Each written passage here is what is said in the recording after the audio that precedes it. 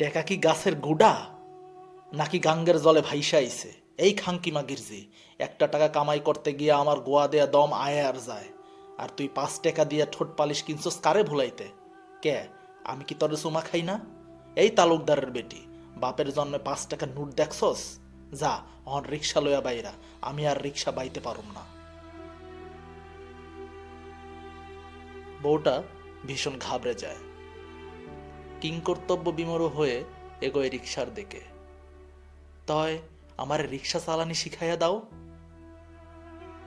রিক্সাওয়ালা বউয়ের দিকে আচমকা তাকায়, তার চোখ আটকে যায় বউয়ের পালিশ করা ঠোঁটে।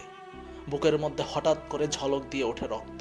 একটু আগেই যাকে তালাক দেবে ভেবেছিল। আয়, তোর রিক্সা চালানি শিখায় বলে সে তার বউটাকে চুলের মুঠো ধরে হেসরাতে হেসরাতে টেনে নিয়ে যায় আপন গুহার দিকে। ঘন্টাখানেক ধরে বউকে সে রিক্সা চালানি শেখায়। বউ বলে, কি অহন রাগ পড়িছে?